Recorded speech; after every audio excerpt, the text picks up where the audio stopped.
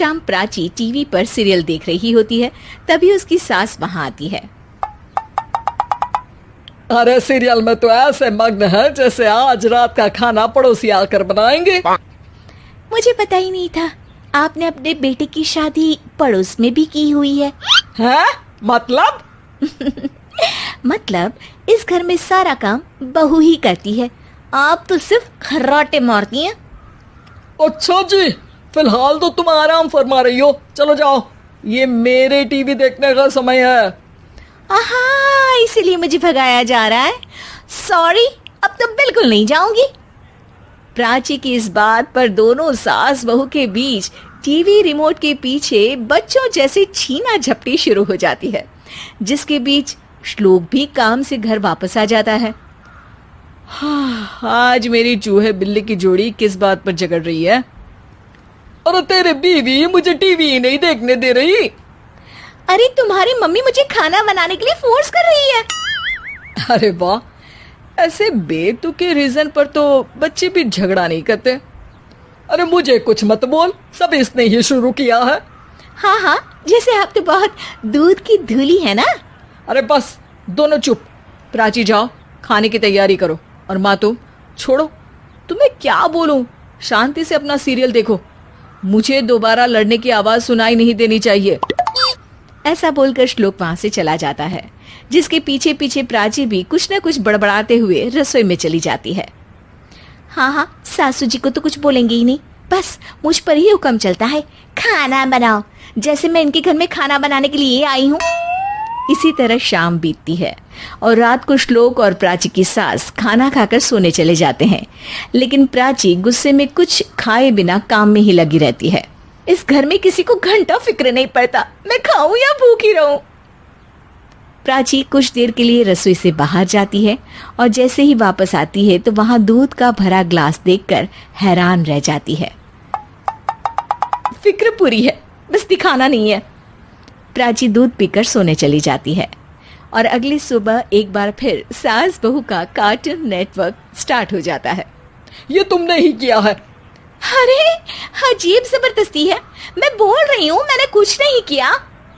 दोनों ने मिलकर पूरे घर को पागल खाना बनाया हुआ है। यहाँ कोई नॉर्मल इंसान तो रह ही नहीं सकता, इसीलिए अब पड़ोसी क्या रिश्तेदार भी घर आने से कतराते हैं। और सुन बेटे, तू भी चंगा, तेरी माँ भी चंगी, तेरी बीवी भी चंगी, रिश्तेदार। हाँ जी, आपको नहीं पता क्या, गंगाधर ही शक्तिमान है, रिश्तेदार ही। हाँ हाँ, बस समझ गया। कभी जानवरों जैसे लड़ेंगी तो कभी जुगलबंदी करेंगी। भाई मैं आप दोनों के बीच में नहीं फंसना चाहता। सास बहू की इस मनमौजी जोड़ी से परेशान होकर श्लोक अपना सिर खुजलाता वहां से चला जाता है। चलो अब मैं भी कीर्तन में जा रही हूँ। इस पर जैसे ही सास कमरे में अपना पर्स लेने जाती है तो वहां नाश्ते की प्लेट रखी देख मुस्कुराने लगती है और नाश्ता करके घर से बाहर निकलते हुए कुछ पैसे टेबल पर रख जाती है, जिसके कुछ देर बाद सिलेंडर वाला घर आता है। ओ मोरी मैया, मैं सिलेंडर के बारे में तो बिल्कुल भूल ही गई थी। घर खर्च के सारे पैसे भी मम्मी के पास है और श्लोक से बोला तो उल्टा 4 बात सुनाएंगे। प्राची ये सोच ही रही होती है कि अचानक उसका चेहरा चमक उठता है और वो घर में आकर इधर उधर देखने लगती है। तभी उसकी नजर टेबल पर रखे पैसों पर पड़ती है, जिन्हें वो सिलेंडर वाले को दे देती है। ये सब श्लोक देख लेता है। अच्छा बेटे, इतना बड़ा घोटाला, सबके सामने मैं तेरी दुश्मन और पीठ पीछे तेरी मेरी यारी। इस पर श्लोक एक प्लान बनाता है और शाम को सब एक साथ बैठे होने पर बोलने लगता है। माँ, तुम दोनों की बहुत लड़ाई होती है, इसलिए मैं सोच रहा हूँ कि प्राची को उसके घर छोड़ाऊं, इससे वो भी खुश रहेगी और तुम भी। अचानक श्लोक की ये बात सुनकर सास बहू शौक से उसकी तरफ देखती हैं। अरे ऐसे कैसे घर छोड़ाओगे, मुझे कहीं नहीं जाना। अरे तुमने बोला नहीं पर मैंने सुन लिया, तुम्हें मम्मी के साथ रहना अच्छा नहीं लगता, मुझे पता है। अरे वो अरे, जब बहू खुद कुछ काम बोले तो वो तुझे सुनता नहीं, और अब जो इसने बोला ही नहीं वो तू समझ गया। जब उसे नहीं जाना तो फिर जबरदस्ती क्यों कर रहा है? अच्छा, फिर आपको मौसी के घर छोड़ाता हूँ, बस अब आप दोनों एक घर में एक छत के नीचे नहीं रह सकती। मैं इस टॉम एंड जेरी की जोड़ी को और नहीं झेल सकता। है? ऐसे कैसे नहीं रह सकते? तुम्हें इतनी दिक्कत है तो तुम्हारा बोरिया बिस्तर पैक कर देती हूँ, लेकिन मम्मी जी कहीं नहीं जाएंगी।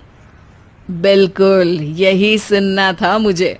अगर दोनों में इतना ही प्यार है फिर हर वक्त ये लड़ाई का नाटक क्यों करती हो?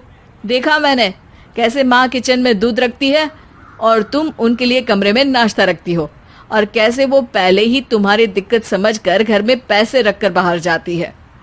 अरे भाई, इतना ड्रामा तो डेली सोप में भी नहीं होता जितना तुम दोनों ने इस घर में फैलाया हुआ है।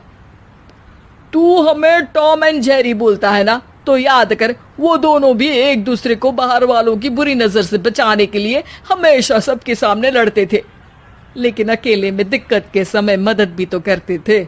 बस हमारा रिश्ता भी कुछ ऐसा ही है। और वैसे भी अगर सास बहू में तू मैं नहीं होती तो दुनिया वालों को कहानियां कैसे मिलेंगी?